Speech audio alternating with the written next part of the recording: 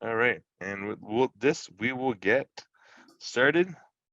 We will just ask everybody to mute themselves before we get started. So for those of you who just joined us, my name is JD. I'm the head of Imprimo. Today we are hosting this event with Capic. So I'll have Peter in a second say a few words on Capic's behalf. But before we get started, a few housekeeping things. If you can try to keep yourself on mute during the session, it'd be greatly appreciated. It becomes very distracting for the speaker. So highly appreciate if you could do that. If you have any questions, please put it in the chat. We'll answer all your question at the end. So just enter it there, and we'll make sure we answer it. But we'll try to not interrupt throughout the meeting for this. As I had mentioned earlier, we're very excited to announce a promotion that we're doing with Capic for everybody who's attending the event today. So for you, I put it in the chat, and we'll put it again shortly. There's a link if you want to register on Imprimo. The first 6 months are going to be free. You can really give it a try and see if this is going to work for you. If you have any questions or anything, you can send us an email at info@imprimo.ca. If you need some help building your profile, would be happy to help you. So with this, I will open it up to Peter to say a few words on Capic's behalf. Can I just ask that we mute the people who are speaking in the background? Yep. Whether you or Stephen. You can change view there so you can see everyone who's there. Thank you. Oh. Okay then. So I'm Peter Roberts, the Capic Toronto president, and it's nice to see all of you here tonight. Thanks for coming out. Capic is an association in Canada of commercial image creators. We strive to help our members achieve excellence in their craft and success in the global marketplace. Capic is committed to protecting the rights of visual image creators in Canada, and we're pleased to be associated with Imprimo, who's offering an innovative platform to help image creators achieve their goals. If you're interested in finding out more about Capic and joining us, please go to capic.org, our website. That's capic.org. Now I'm passing it back to you, JD. Great. Perfect. Before we get started, I want to tell you a bit more about the agenda. So throughout this session, you'll hear a little bit more about what Imprimo is. I'll take a few seconds now to explain it, but just walk you through the agenda. We'll talk about Imprimo. We'll have a panel with two amazing photographers, Michael Cooper and Nancy Cole, and then we'll finish it off with a short virtual tour of Imprimo. We'll show you how to set up your profile for maximum engagement and then answer all your questions. So with that, a little bit more about Imprimo before we dive into our conversation. So we started working on this platform back in 2018, and when we started doing our research, we talked to hundreds of artists, and throughout this, we realized that there is a greater need to help artists build a digital presence, help artists and photographers manage their copyright, and really help them make meaningful connections. So throughout the day, we'll touch on a little bit of these different topics, and we will show you how to use Imprimo. So with that, I'd like to welcome our two speakers, Michael Cooper and Nancy Cole.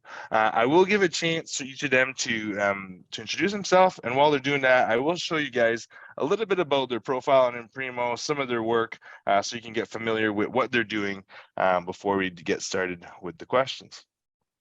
So Michael, why don't you start and introduce yourself, and in the meantime, I will share your profile.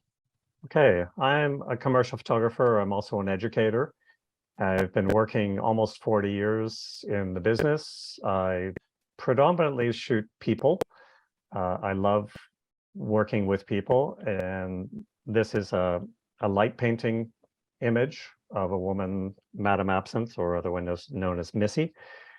I've been doing personal projects to try and expand my horizon. And one of the things that attracted me to Imprimo is actually the fact that I can put something up, have a history of my images, and also with some of them, I can put on some behind the scenes on creating the photograph.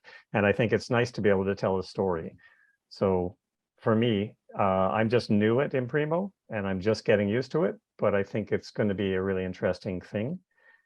That's about all I can say right now. And maybe Nancy wants to talk about her history. All right. Go ahead, Nancy. So I know, Nancy, you had one of those your recent pictures. So why don't you introduce yourself? Tell us a little bit about, you know, your unique craft, and then maybe a little bit more about this image that you created recently. That's a work in progress. So my name's Nancy Cole. I live in just outside of Summerside, Prince Edward Island. I'm a visual artist. I'm a contemporary embroidery artist that embellishes photography. So it's sort of a combination of two distinct paths that I've crossed. The photography element has become really strong in my work, and a lot of it's vintage. This particular one is a passport image. My latest obsession is with vintage passports, because those images just speak so much about well, life in general. And I use a canvas. I use archival prints. I also embellish photographs that I've taken over the years. My photography goes back to college when I have my own dark room and stuff like that. So I'm stumbling on all those images and then just introducing a contemporary or contemporizing them to make them hopefully valid for this time. My work is considered unsettling. It's a bit apocalyptic, post-apocalyptic, and basically it goes back to an old art form of the Victorians started with embellishing photographs for tourists. I've just taken it to a little more of a Stephen King level. That's great. That was great. So good to have the two of you here. So we'll get started.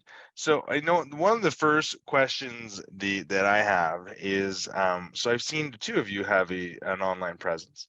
I've been following the two of you. I know I've been following, and I know for many photographers, they find that the process of creating an online presence is actually quite overwhelming. So what advice would you give other photographer? What has been your approach towards building a digital presence? Nancy, take it away and I'll go.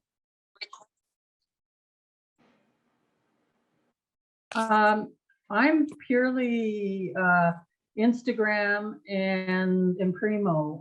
Years ago, I did have my own website. It was a lot of work. It was a lot of maintenance, and I find that for professional artists, that Instagram is a good way of connecting. But the way I manage it is to curate my profile as tightly as I can, to include things like works in progress, inspirations, and that translates really well over to Imprimo. I gave up a website a long time ago just because it's so hard to keep it current and vital. And Michael, I know for you, you have the commercial photography side of your business, but you also have some artistic work. So why don't you tell us how you go about managing the two of them, and even kind of how do you go about driving some traffic to your website? Because I think what Nancy said, we've echoed from many artists and photographers. It is taking a lot of time to manage your website, keep it up to date, and more importantly, driving traffic is challenging. How do you approach these different challenges? I think you have to have different sites for different reasons, for different clients, for whether it's commercial, retail. I even know a number of photographers that have, and one of them's on the call here, who has a site for architecture, a site for people, a site for others. So you have to separate them. My biggest challenge was figuring out what to put up on Imprimo, because I was kind of surprised when you asked me to talk, because I just didn't think my work would be something that someone wanted to stick on their walls. And you were going, oh my God, yeah, definitely. But when you photograph people, often you don't think someone wants a picture of a person that they don't know. So when you come to curating something, I think it's difficult for me. Even my wife came in the room and said, no, don't put that up. You have one of these, started working with me on trying to help me define what I wanted to show to people. And I think like anything for anyone who's creative, just start doing it. Start doing it and you can add to it.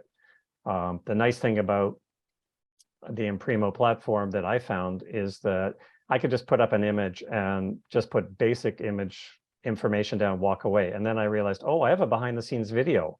Then I can post that later. And then I can talk about the show that it was in, and I can post that later. A problem with photographers is we don't have necessarily a finished work size. So it could be printed any size. I can print it 30 by 40 or 10 by 20 or whatever. So there's some things that are a little bit different. Now we start to get into talking about an artist. Are we doing editions? Are we doing whatever?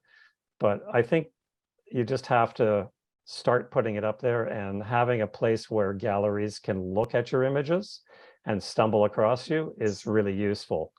Instagram is great to show the world, but only a few people I know have ever gotten work from Instagram. Mm-hmm. So I think you said a few things that are interesting there. I think you mentioned, just getting started. And I think we're that's where a lot of people are staying at this stage is, I want to put my work online, even like Nancy said, like a website, it's a lot of maintenance. And even that, where do you get started?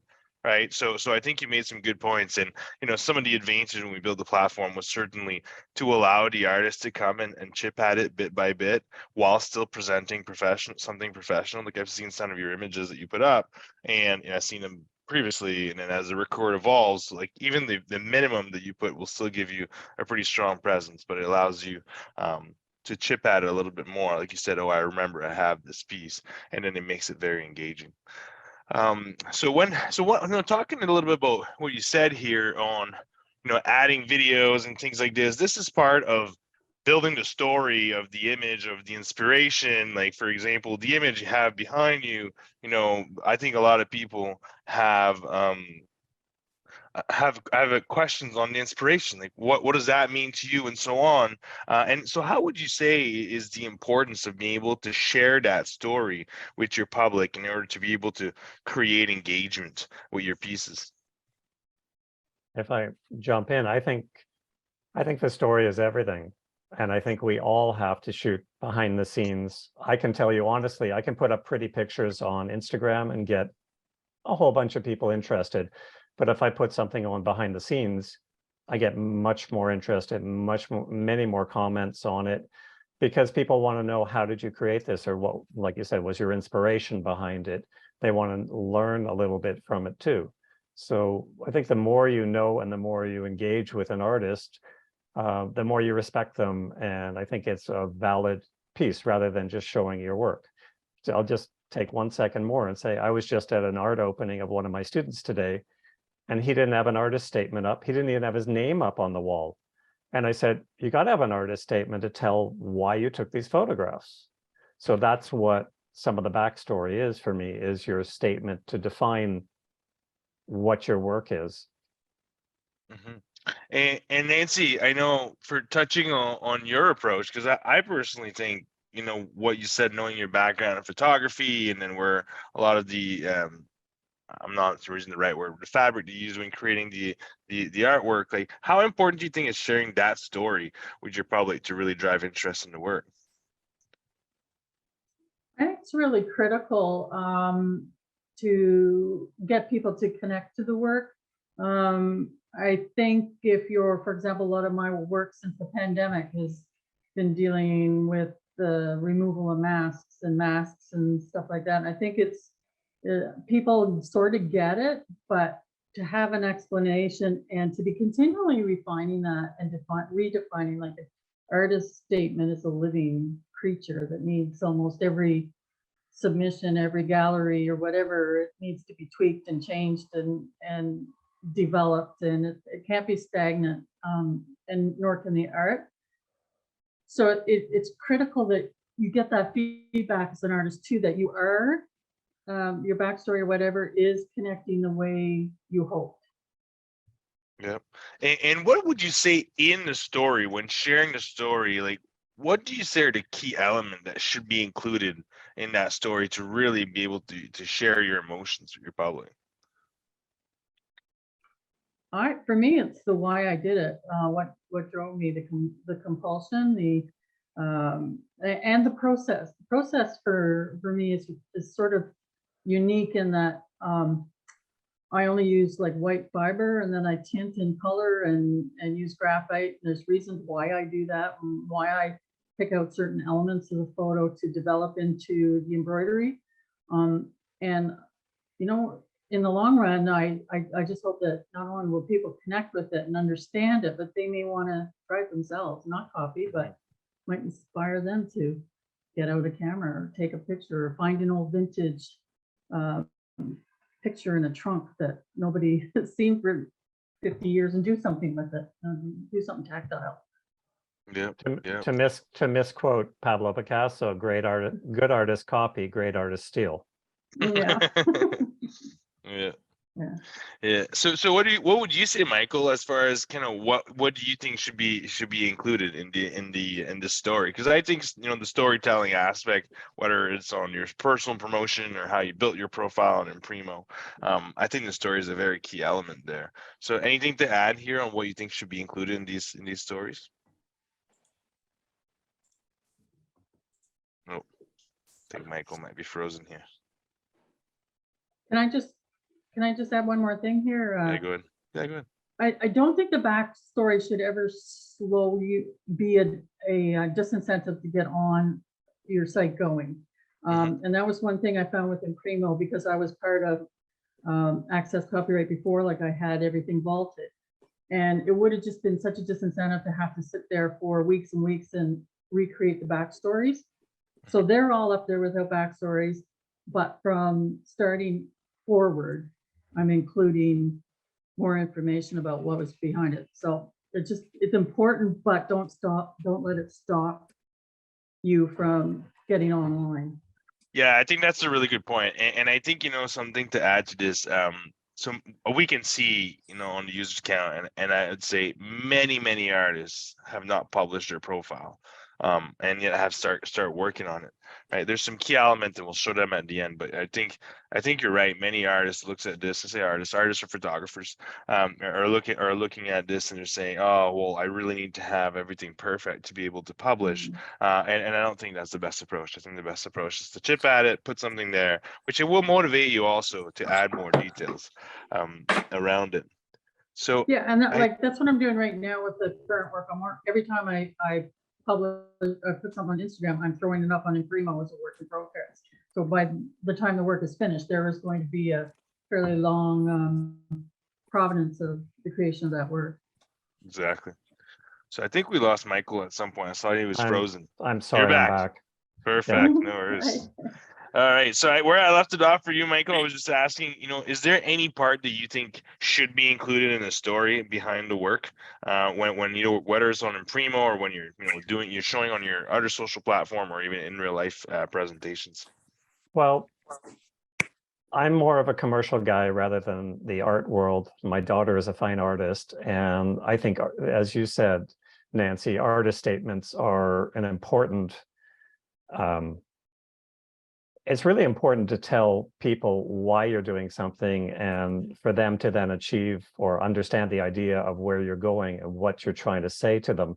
They may not agree with your statement, but I think right now, as a commercial photographer, I'm trying to get used to writing the backstory. I do it visually.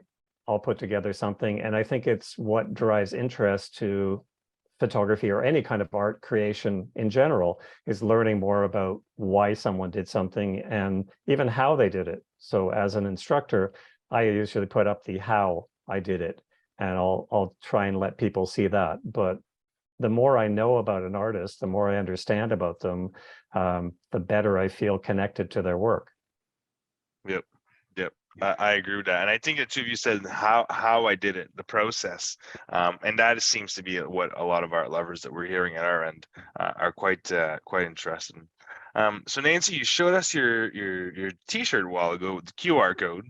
I know you've been using them, but why don't you tell us a little bit more about, you know, how you're using the QR code, what value you see in it, you know, and so on.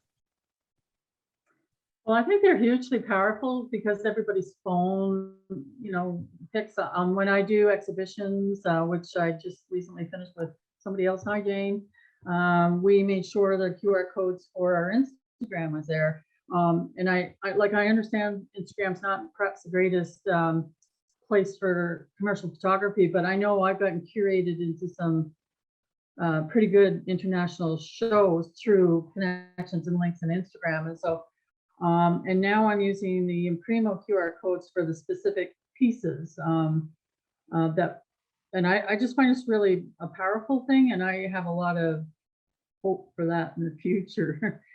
It's easy to generate, and it's easy to use, and I think people are going to use them more and more.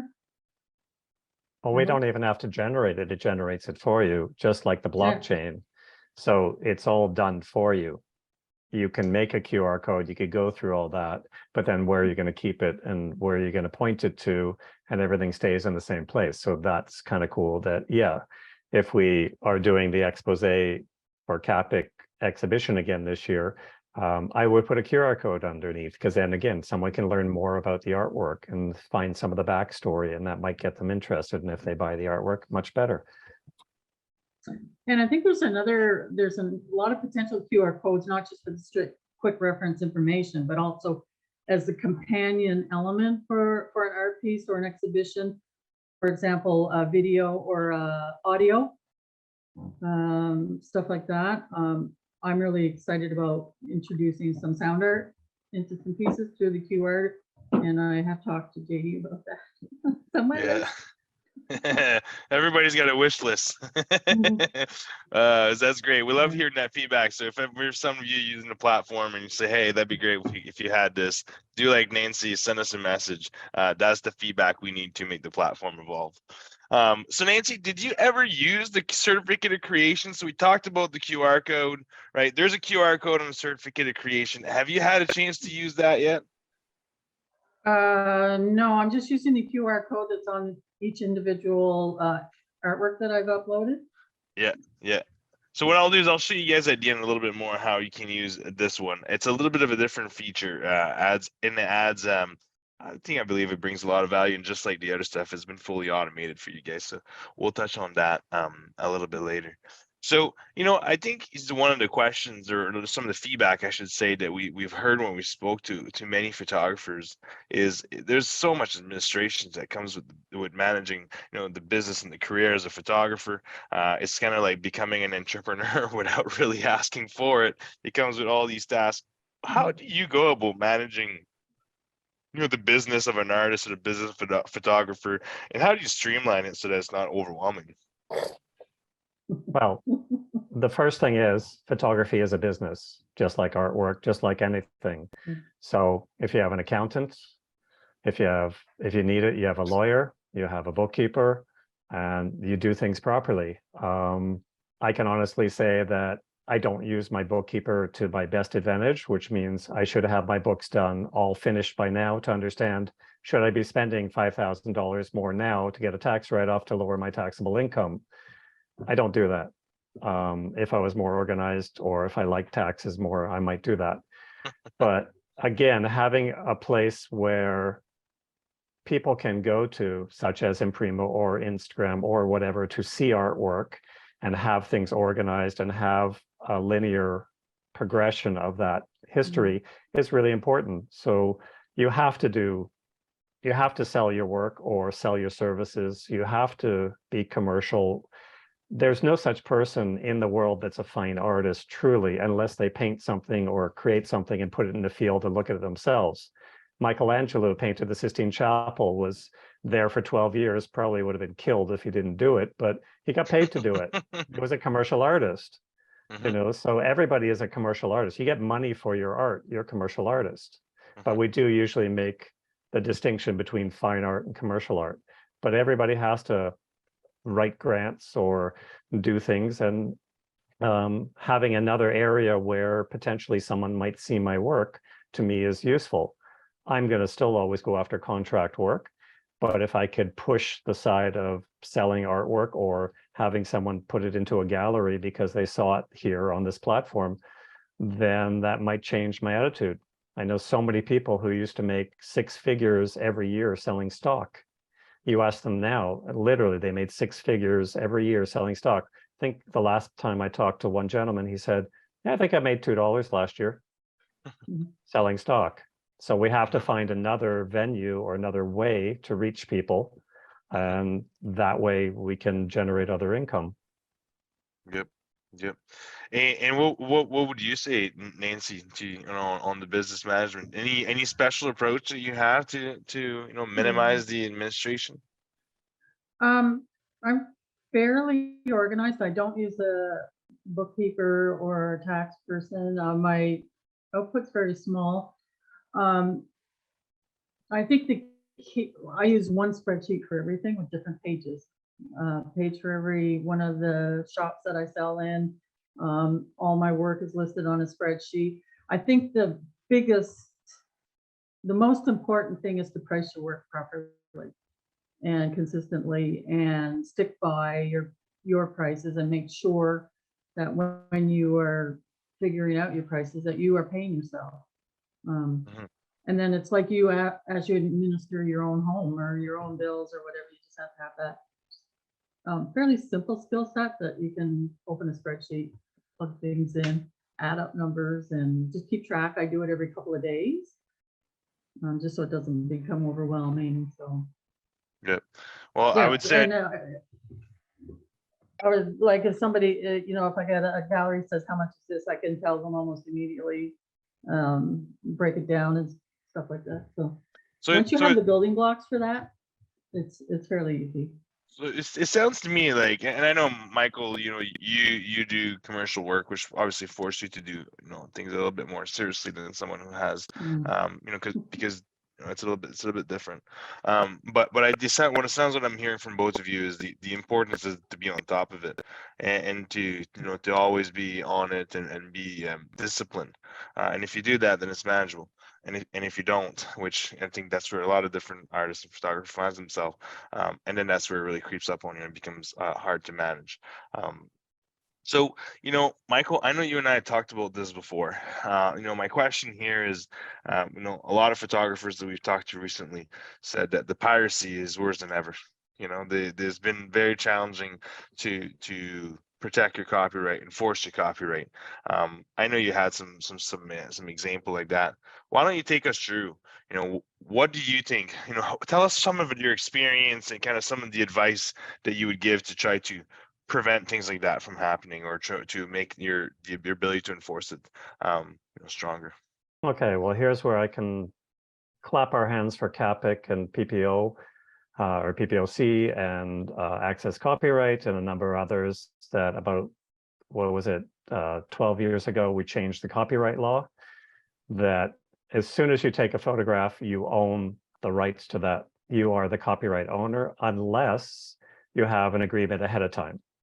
But that doesn't mean you can do whatever you want with that photograph. So I have seen my work published in En Route magazine, and it was something I only did for a promotional piece. It was never published anywhere else other than the promotional piece, and they stole it. So the thing is, do you want to just come after them and sue them right away? Or do you want to turn around and say, hey guys, we have a problem here. You published my work and you didn't ask rights for it, and I saw this, so what are you going to do about it? Because I wanted to try and get work with them. I would always send them promotional material and things. They got it. I sent them a registered letter, and they freaked out, and they said, can we have a day to think about this? So I gave them a day, and then they came back to me and said, well, normally we pay people this amount, so if we pay you a little bit more, is that okay? And I went, sure. And I said, would you like to buy the rights to this? I can sell them to you. And they said, no, it's okay, because they had about 6 other photographs that they had composited together, which they would have to buy the rights to those. Nothing ever came other than they paid me money. And I have seen my picture on a billboard driving around town once as well. So part of it is, how important is it? I've seen Tim Hortons use things past the time they were supposed to use things. So if it's a big company like Tim Hortons, you can go after them. If it's a small mom and pop shop, well, it may not be worth you going after. But one of the things that I did like about Imprimo was the fact that they have a blockchain on your photos, and I don't have to do anything to create this, just like the QR code. So as soon as I upload something and I say, okay, I am the copyright owner of this, and I put some back material on, and I did it in 1987, and I put it up there, and then I go, oh geez, I did it in 1997 and I put it up there. Well, you know what? The blockchain has it right from the beginning. 1987 changes to the next one where I changed it to 1997. It has a full blockchain of every single thing you ever put into that image. So I have a history that this is mine. So if someone was to come after me in court and say, no, that was my picture, I did that. Well, you could say, well, I have this linear history that's been logged with this company, and I don't have to do it. I just have to upload my image, and it creates all that stuff for me. So if I had to create that, I would never do it. The other thing is, I have never registered my images in the United States. Often people register their images. I've never done that. So this to me is almost like registering my image. Now I have a record of when I created it, and something that probably could hold up some water in court. Yep. And for you, Nancy, what have you ever had to enforce your copyright in some shape or form? No, I haven't, but my friend Anna Rail is the executive director of Fairfax Maritimes, and we have had lots historically where we had to step in and help artists, and I think Anna may be able to speak more about, but we found that almost every occasion it was an education opportunity, that people don't really understand copyright and the importance, and the whole idea though of blockchain is that it's got you covered. If it happens, you're covered. That's it. Perfect. Yeah, I think one of the big things you said there is not everybody is out there trying to do wrong, and sometimes it's not obvious. It's not obvious, what you can and cannot use, and I would say a lot of people who we've seen who were not using work properly, they didn't know any better. They didn't know any better, and as even though for artists and for photographers it's obvious, for other people they don't understand how this is somebody else's property, right? All they see is, oh, an image, I'll use it, and then that's the extent of it. So like you said, I think education is a big part of it, and then doing it in a way where someone can actually go into a database and see, who does this belong to, and then really read into depth on the creation. And like Michael said, seeing each step of the journey really helps you understand, hey, this belongs to somebody, right? It's not just an image that I found online, it's actually somebody's property. So I think that's a pretty good point. Think about it. I'm just going to say, think about an ad agency. Okay, so you do a job for someone, you write up the paperwork, you send it off, you have 1 year rights for it. The art director changes, or the account director changes. They open up the drawer and they're working on a job, and they go, oh, this is a beautiful transparency. Back in the day, oh, let's use this for the ad. Well, they didn't know to ask, do we have the rights to this? It's sitting in a drawer, so they figure we must have bought this image.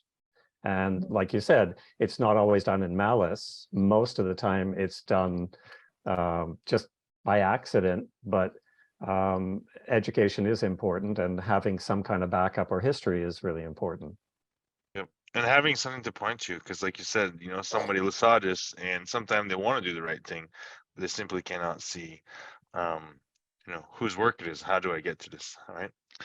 And I think a lot of people don't understand also with copyright is even to alter a person's work, even if they own it or have permission, and they alter it some way, to change the background or change the plinth or change the mounting or whatever, that's a violation of copyright as well. I'm always shooting corporate photos, and people say, oh, we bought this beautiful piece of artwork, can you shoot me in front of the artwork? And I say, no, because you have the right to display the artwork, you don't have the right to reproduce it. Now, if they just put it on their website, it's not going to be a big deal. But if they ended up putting a book cover out where they're selling something, that's when it becomes a big deal. Yeah, but I still don't do it. Which is a fine line for the user, which is a fine line for the end user, who would definitely do not understand what you just said, right? To them is the same. So I guess, one last question. I know the two of you have been using Imprimo. Michael is a little bit newer to it. And I know you've been at it for a long time, Nancy. So how are you going to use? How do you use it today, and how do you see yourself using Imprimo in the future to help promote your photography, or just to be as part of your business? Do you want me to go? Sure. It's become my number one, that in the partnership with that and Instagram. I am full into Imprimo because of the blockchain. It's so easy to maintain your artist statement, your CV, the timelines of work. So I'm still producing work now from a residency that international residency I did a few years ago. So when I finish work, I can link it through the chain. So it's so much more robust than anything I could have ever done or paid somebody to do. And I also find it's really easy now that I'm used to it to just on my phone, if I've taken a picture, of work in progress, I could throw it up. I've also learned how I can set up different series, which may be of interest to some people, that I have like 3 primary things, and I connect every piece to that series. So if somebody wants to see the Canadiana black and white, they can go in and see that. So I'm in it. I'm stuck in there for life, I think. I really like it. That's great. Yeah. For- And I don't Mike? have to do any maintenance.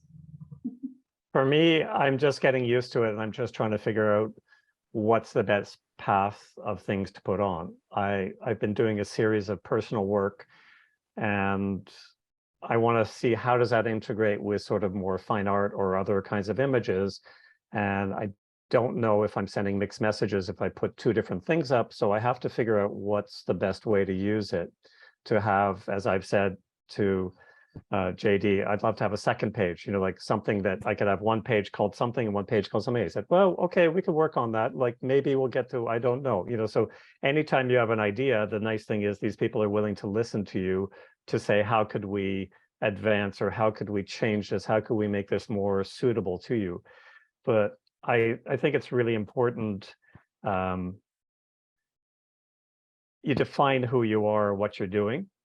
And I think for me, I would never probably put commercial work up here, because it's really more art galleries and people who are looking to buy fine art. But I know so many photographers who are retiring from commercial photography and want to put up some fine art work, and that this space is a really great place for that. Yeah, I agree. I also find that it saves an awful lot of work, because I was, previous to Imprimo, spending an awful lot of time doing submissions to art galleries, art banks, grants, Canada Council, and now I'm just sending my Imprimo link. And so far, people are accepting that, so I don't have to do the 10 images of this resolution and do all this. But that's a lot of work. So I find it saving me a lot of time. That's good to hear. I'm just hoping galleries, that we can get more galleries, pointed there to look. Yeah, so that's gonna bring me to my next stage. So so before I go into the future of Imprimo and tell a little bit more about what you just asked, where the galleries are coming in and so on, I want to take a second to thank Michael and Nancy for participating in this. I really enjoyed this conversation.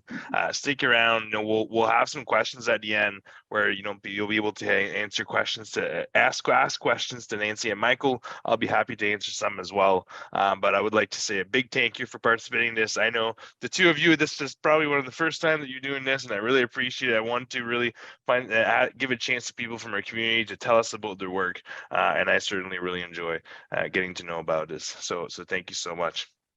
And with that, I will take it a little bit and tell everybody a bit of the vision of Imprimo, because I think that's important to see. And I'll give you guys a quick tour, and we'll touch on how to set up the profile and so on. So today, when we launched Imprimo, we looked at what what is out there offered for visual artists.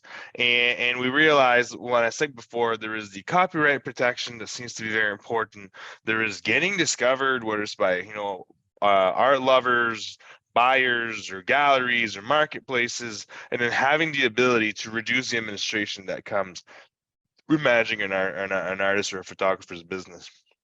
And that sounded a whole lot like what LinkedIn has for the rest of professionals, right? So, and that's kind of where a lot of our inspirations into the platform came in. When you looked at LinkedIn, they have employees, employers, and they have recruiters. And we see the same thing as having artists and photographers, art buyers, which are like the companies, and then the galleries and the marketplace being like the recruiters. So how LinkedIn was able to bridge this entire community together, and where today, if I want to look for a professional, I only go on LinkedIn and I type their name, and immediately I'm able to find them. That service is simply not available for artists, and for photographers. If I want to go and search in a special location for a special type of artist or a photographer, it's not that simple. Most photographers are not on LinkedIn. Most art lovers are not on LinkedIn, and not in that capacity anyway. So we realized there's a gap, and so we decided that we're going to build that platform. And at the center, what was important to us is that work was properly attributed, and that started with having the ID verified. All the ID on every artist on the platform has to be verified. You got to take a selfie. You got to take a picture of your driver's license. We match the two images, and we match the name on your account and the name on your driver's license, and that's how we approve you. That way we know there's no bad actor on our platform. Nobody out there is making claims that are false. And unlike what you see on other platform, such as Instagram, where it takes about 5 minutes to create a fake profile, and it's a nightmare for you to take down someone who's copied your profile, we handled that at the front by requiring people to register their ID. And we're very excited to say that we have 0 people on our platform today who are doing anything like that, because in the user case, we can see, should someone change their name and start doing malicious thing, we'll be able to see that it's no longer the person's driver's license was verified, therefore preventing that from happening. And today we have 0. So very excited about that. And then as we go, we wanted to create something that made discovery of artists, building a digital presence, and making connections with galleries. So like Nancy said, when are the galleries coming? That's the question that everybody asks. And that's a great question. So we started with what I'd say Imprimo 1.0, which is the equivalent of what LinkedIn was at the beginning, building a profile for artists or for photographers, which is, either replacing your website or enhancing it, and building a centralized location where everybody drives their audience to, which makes it easier for someone to discover a new photographer or a new artist, giving that if Michael sends his audience over to his profile, the likelihood of that person discovering Nancy and Imprimo is much greater than if Michael send his audience to his website. That's the dead end. They're going to see the website, they're going to exit. This is one of the big advantages of the centralized network, is being able to discover from one another. So that's where we started. The next phase is where we bring the marketplaces and the galleries, and these are coming in very shortly. We start building integration with marketplaces very soon. You'll have a button on Imprimo that says, "Buy now." You'll be able to sell your work. True. One of the marketplaces. Imprimo is not a marketplace. We do not participate in the sales. We will coordinate it. That person could be in online marketplaces, which will be the first thing you'll see in Imprimo, or in real life marketplace, galleries, and so on. So you'll have this ability, and this is to come. And then we'll see the art lovers account, they'll come in, and at which point we'll be able to collect a lot more information and data point and offer analytics to artists to really understand how they can manage their audience, and which, what is driving interest and so on. A lot of that today is really kind of a moving target. So what really help us do a good job is hearing from you, is hearing, here's what we would like, here's the features that I think I'd like to see different. I know if that was on the website, it would be really beneficial. What Michael said today, a lot of commercial photographers would like to see a profile. We've heard that. And we're looking at building another side to Imprimo, which would offer commercial work, so people could go and discover that there. It's with the feedback of our community that we're going to make Imprimo involved into the product that really speaks to the community and really adds a lot of value. With that, for those of you who've never seen Imprimo, I'm going to give you a quick look of what it looks like and some of the key features, and then answer any questions that you may have.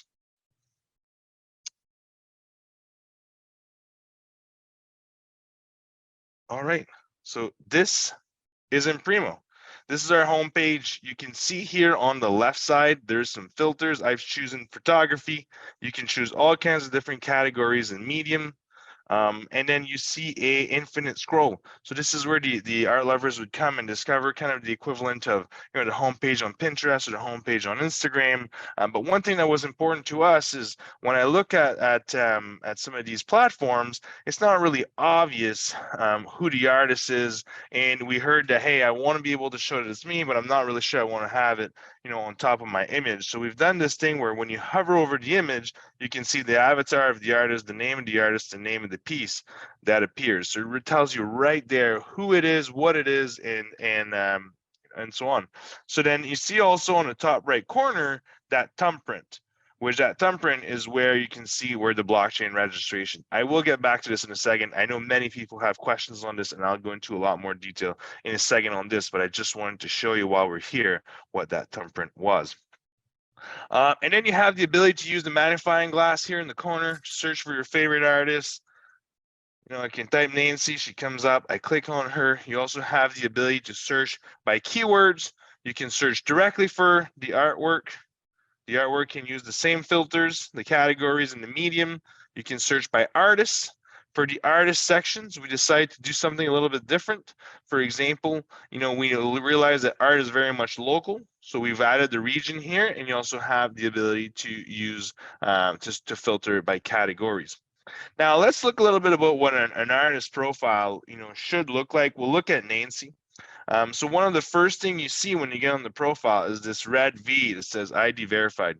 This is what says that Nancy is able to publish her work and her ID has been verified, and really brings a lot of confidence to the users knowing that I know Nancy is who she pretends to be because she had to verify her ID. I'm not dealing with a bad actor. I'm not dealing with anybody trying to scam me. This is the real deal, right? And in the top corner, you see the avatar, you see the locations and the pronoun. Once again, the location is quite important to a lot of art lovers. We heard that if you're from St. John, Newfoundland, the likelihood of you buying Newfoundland art is much greater than if you're than buying art from Surrey, BC. So the location is important.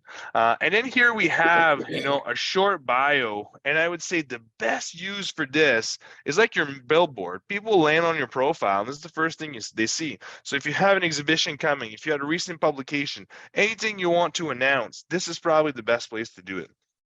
This should be a dynamic page. What you see here, many people will have the default setting that appears. We created that so that it doesn't look blank.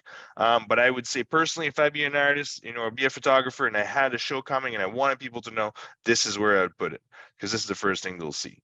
And then here you have the cover image. The cover image, I would say the two best choice that you have is either what Nancy has done here, which is one of her favorite images, and the second best choice would be, you know, the artist in their studio. I'll show you guys another one that I think is quite great. You can really see him at work. These are the images that drives the most interest, is seeing the artist or the photographer at work. That is the number one choice, according to our research anyway.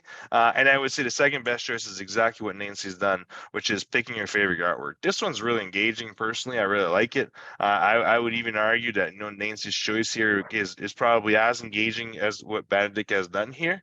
You know, you can really see the depth and all this. So, you know, my comment is saying that the artwork is usually the second choice. You can easily overcome that with having a great shot that gives some zoom in views. And then here you can see the bio. You have the ability to link your social channels, like Nancy did here. If I go and I looked at someone who has a few more there, just to give you an idea of everything that can be added. You can add your YouTube, Instagram, Facebook, your Twitter, your artist profile, your blogs, and so on. You have a lot of different options.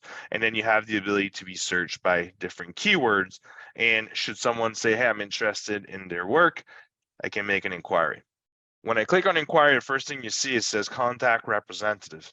Why? Because many artists and many photographers are represented by galleries or something like that. We're not trying to create competition. We're trying to allow the artist and the photographer to get direct messaging for their work. This could be the gallery. You have the ability in the background to decide who the representative is. If you're represented by a gallery, this should be the gallery. If you're represented by an art dealer, this should be the art dealer. Whoever is representing you, at least for that piece, should be appearing there. Another choice that you have is the email can go to you and then you can direct them there. But that's why we made it this way.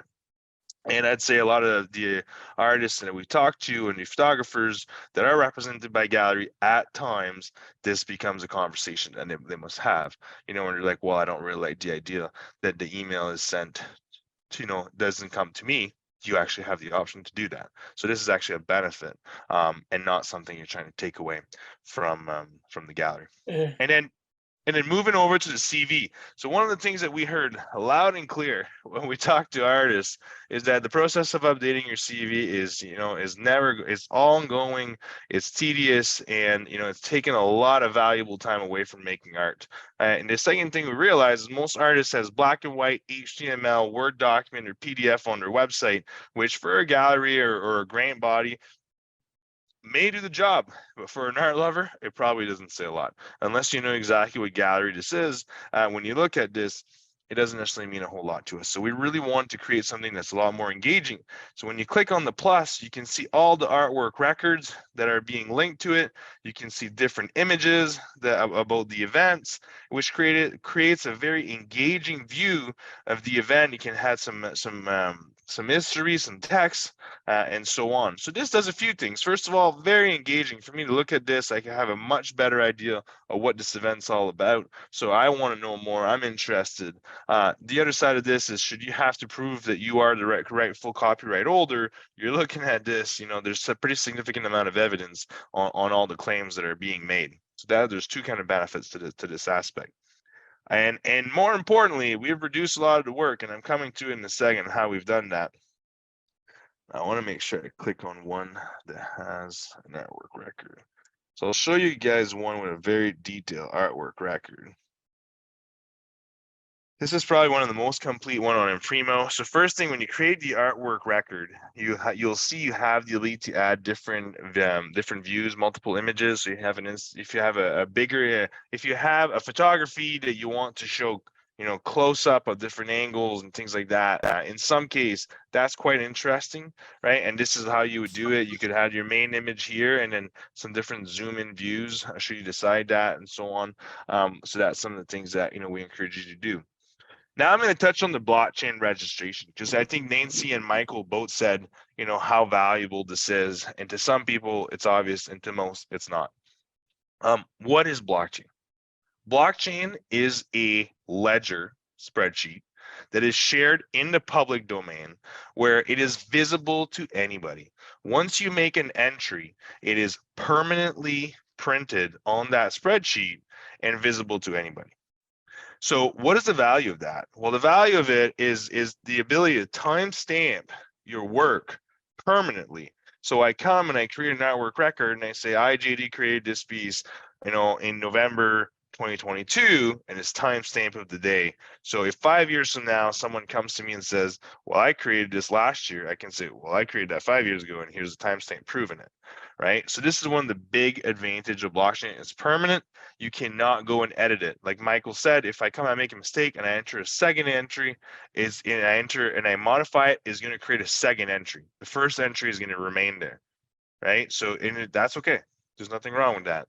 But having the ability to, every time you make an entry, it's impossible to say you went after the fact and you edited the document, because that's not how it works. So that's one of the biggest advantage of blockchain. So how do we go about it? We register the name of the artist, the name of the piece, the metadata about the work, the copyright holder and the copyright year, and the creation claim.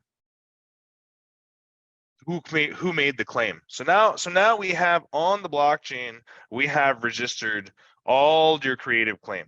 But now we know that somebody has registered this under Patty Lame, which still leaves the challenge of, well, was Patty Lame the person that did that? So on the other end, on Imprimo, we verified the ID of all the artists. So we know Patty Lame, who's Imprimo, is Patty Lame. We verified his ID. And through this cryptographic signature that is here, we have linked the two of them. The registration on the blockchain was made by Patty Lame, whose ID has been verified, which really makes it a very strong way to enforce your copyright. because not only have you made that permanent entry, but you've also linked it to a verified ID profile. So we know that you are who you pretend to be and that you made this claim. Everything I just explained happens 100% automated for you. So if you didn't get it, you don't need to. We're doing it for you. You simply have to enter your artwork record. All this happens automatically. Another questions that we get often when it comes to blockchain is, I heard the blockchain is bad for the environment. And we care a lot about the environment here at Imprimo, and we heard that our artists cared a lot about the environment. So one of the things that we've done is we use a special method of sending the information to the blockchain, which is, instead of sending each individual transaction, which would cost about $100 each, and have the relatable amount of energy being used, we're able to do it in batch with other companies through this program. It's about, maybe 10 or 20,000 claims are being sent at one, which creates a fraction of this, maybe being 1 cent per transaction. Therefore, we don't need to pass that fee to you. And with the energy being required is about 10,000 times less. To give you guys an idea, the amount of energy that is required to register copyright claims on the blockchain, creative claim on the blockchain, is less than the energy required for you to boil a kettle of water on a monthly basis. So that was important to us, and I think we did a really good job at that. And that's something that we're quite proud of. And I know a lot of people, when it comes to blockchain, they're like, it's bad for the environment. We know that. We found a way around it so that we have all the benefit of the blockchain without having the negative environmental impact. So coming back to the profile. So now one of the things that we've heard is, when it comes time to going on other platform, it's so easy to steal my work, and it's so easy to steal my images. First of all the images on Imprimo have been reduced in quality and size, which allows to, if you want to steal the image, you're going to end up with a very low resolution image. The second thing is, I can't right click on it to save the image. It won't allow me to. Right. And then finally, there is this thumbprint here, which really, if you try to screenshot it, which we can't prevent you from doing that, if you try to screenshot it, you'll end up with the blockchain registration on it. Right. So now we've done these things, but we want to allow the photographers and the artists to share this easily. So with the share button, if I click on share and I go on LinkedIn, for example, and I try to share this in a post, you're going to see that the image appear, but it's tied to the artwork record. So unlike just adding the image on LinkedIn, now I still add the image, but if I click on the image, I land on the artwork record. So you can do the same thing on Facebook. You can do the same thing on all platforms, except Instagram. You cannot do it that way through Instagram. So through Instagram, how you would do it, you would copy the link, and you would put the link in the link tree or in the bio on your Instagram. That's how most of the artists will say, hey, they'll print it on Instagram, they'll put the link in bio, you go in bio and you can click the link. That is the best way to use it for Instagram. If you have questions on that, send us a message, info@imprimo.ca. We'd be happy to help you do it. That's the function of Instagram. The rest of them, you can share it directly here via text messages, email, Messenger, WhatsApp, and so on. But importantly, I'd say if you share on social platform and you use the share button, your work is going to be more easily protected. And that was very important to us. Now, coming down here, you get to learn a little bit more about the work. You get to say what your work is available for, and we have the same inquiry button. And then coming down a little bit more is the part that I would say Michael and Nancy touched on, which is the story of the work. Now, so far, we've seen something that looks very similar to what you see on most marketplaces. But now this is where the magic happens. This is where you get to add videos, images, throughout the process, your inspiration. What does that mean to you? Why did you create this, right? And this is really what the art lovers really like to hear. They like to know, why did you do this? Tell us about the process that you took, Nancy, creating these images. And that in the section of the process, which is called, I'll show you guys in a second, the exact section when you create the artwork record. But this is, I would say, one of the part that artists and photographers are not using enough on Imprimo. Right? Probably because it's not natural to create story for your work. Not many platforms ask you to do this, but this is the most important part. That's what drives interest to your work. And I would highly suggest that if you're creating a profile on Imprimo, to make sure you include the process. You have questions, we're happy to help. info@imprimo.ca.